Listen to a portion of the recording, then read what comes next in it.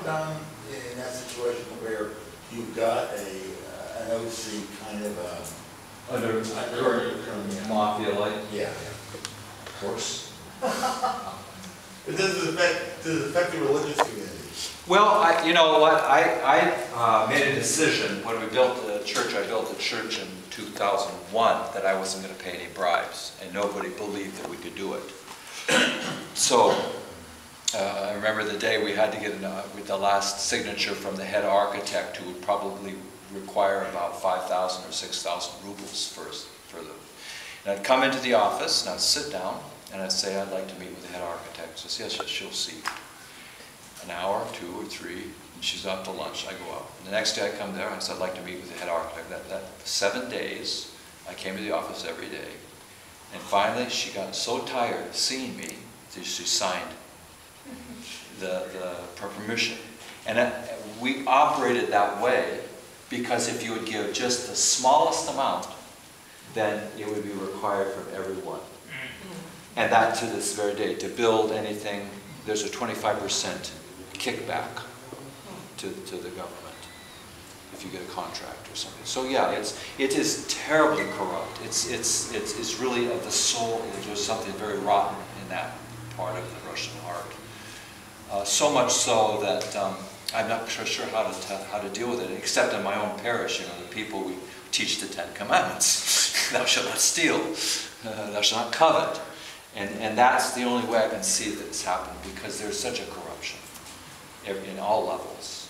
And yeah, it's part of their life.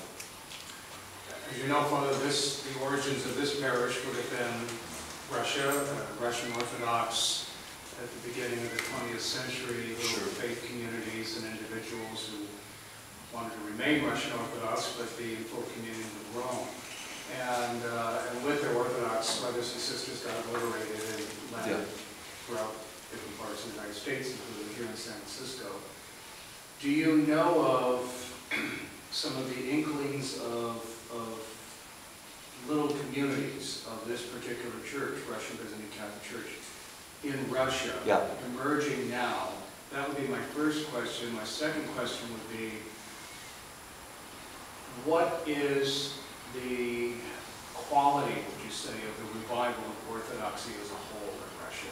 Those are good, Father. That's an excellent question. First of all, yes, I believe, my own sense is that I've been working in Russian Gulag for almost 18 years, and there are some incredibly strong and faithful Catholics. One particular man, Vladimir, is in Vladivostok, and he's a deacon candidate for sure. We only have 1 or 2 deacons in all of Russia, which is very sad, because it's a great dialogue between the Orthodox to have deacons. It's almost necessary. The bishops don't quite see that yet. But he himself would seriously consider moving into the Russian rite. He has studied it. He understands the history of it in 1905, how it came about, that he would be a prime candidate, not the Byzantine Catholic, but Russian rite. So I would think if that would ever be able to become a public issue, I think you would find in Russia some people who have been formed in the Roman Catholic rite, but who have a hunger for the Orthodox. Like a conversion experience, right. You know, like your call within a call, you know. Yeah. Exactly. And I think in terms of the overall, you would hope the conversion of Russia. You know, we're talking about the conversion of Russia. What we were talking about Our Lady of Fatima in 1917, who said that, you know, we pray and fast, or Russia will spread its evil in the world, and we see what happened. We didn't pray and fast enough, apparently, because that's exactly what happened. And so I grew up praying at the foot of the altar, as many of you did, and not many of you, some of you too young, that we prayed the altar prayers in the conversion of Russia.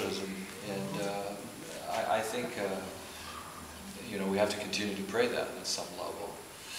The regretful thing is, again, I think the identity of a Russian as a nationalist identity, a Russian identity,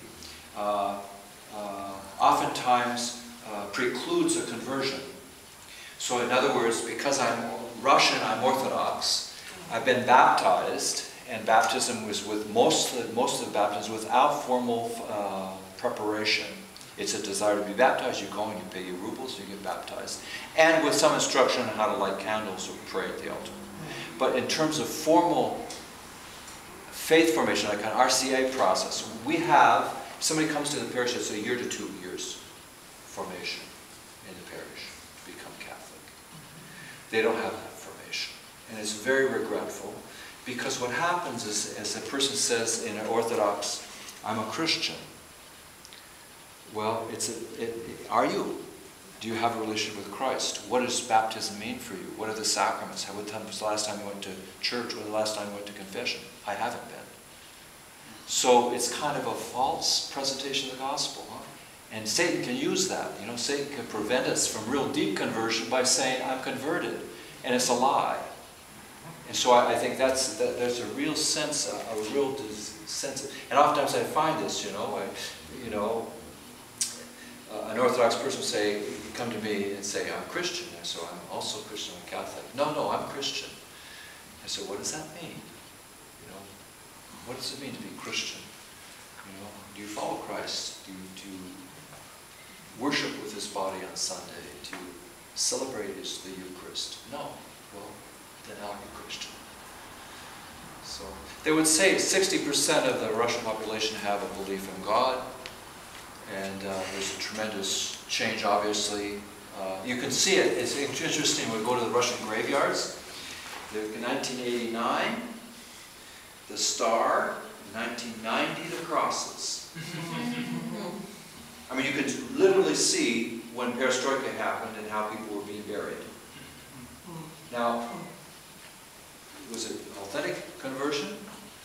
Some, I'm sure, for sure. I must say, I have some deep and holy Russian Orthodox friends. The woman who painted or wrote our icons in our church is an incredibly Orthodox woman and has a love for the Catholic Church as well. And a faithful Orthodox person who follows the fast and prays the liturgy puts us to shame. Puts us to shame. I only I only realized what fasting was when I went to Russia. I was taught how to fast. So the great fast for me is now a joy. And they taught me so much. Some of the holiest people I've met, I would say the two holiest people I know that I met are a Russian Orthodox bishop and a Russian Orthodox monk, Father Victor, who is one of the most childlike and free spirits I've ever met. When I met Father Victor, he's a friend of the Magadan house. He was exiled to Riga because he had too close relationships with the Catholics. So he was given this small village, and young people were coming in droves for youth gatherings with him. And he was older than myself. So I met Father Victor, and he said, the humble, you're humbled by the humble. So I come before him and I bow before him. He bows before me. I go down on my knees, he goes down on my knees. I bend my head, he bends his head. We laid flat on the ground, hand to hand, when we met each other, and laughed. A man of great prayer. The other was Bishop Rostislav, who was the first official bishop of Magadan, a young man who his grandmother would take in front of the closed Orthodox Khram, the church, and teach him the liturgy at the age of 7 and 8. And he had memorized the liturgy completely when perestroika came and moved into the monastery. A very holy monk, never wanted to be a bishop, and was asked to be bishop of Magadan because nobody wants to go to Magadan. And so he came there and made announcements when there was an icon that we would both venerate as East and West, and again he had to leave Magadan because he was too close to us. But we would get together and we would pray together the Jesus prayer. He taught me much about praying in Postinia, a very holy man. I would say at the age of 33 he was a starets. He was a wise man at the age of 33. I've never met more powerful, humble bishop than him. So I would say my experience of Orthodox is rich, rich, rich, rich, from their spirituality, their liturgy. I'm there on Easters and Christmas and their liturgy in the cathedral right up front, so, you know, some are not real happy, some priests are not really happy about it. Some bishops at times aren't. There I am. Could you, mention on your church, could you just tell us a little bit about it? Yeah. This icon was written, researched and written by Svetlana, who was one of the first people I met in Orthodox in Moscow. She wrote an icon on Saint Teresa of Lisieux for the cathedral. And she studied under Tikhon, who was a major iconography in Russia, probably one of the third or fourth most prominent iconographers in Russia. And I asked her for our Martyrs Chapel to do things. I asked her to the classic 20th century icon of martyrs of the 20th century, the 21st century, and it was the Orthodox. But she, in that icon, this is not this one, that icon, she snuck in a couple of Catholic bishops. So there's an icon that's the official, and then there's ours, where there's an Orthodox bishop bowing to a Catholic bishop. And there was also a Catholic priest snuck in amongst the Orthodox priests. So this now she researched priests, Orthodox and Catholic nuns that were in the Kolyma area, both martyred and also exiled and died, suffered, left, and wrote this icon. So these faces are actual priests and sisters of both our Orthodox, mostly Orthodox, and Byzantine Catholic, Ukrainian Catholic priests, and wrote this icon, and it hangs in our Martyrs Chapel. There is no icon like this in Russia. And these are brothers and sisters who knew the suffering in the prison camps. So I have actually a history of each of them.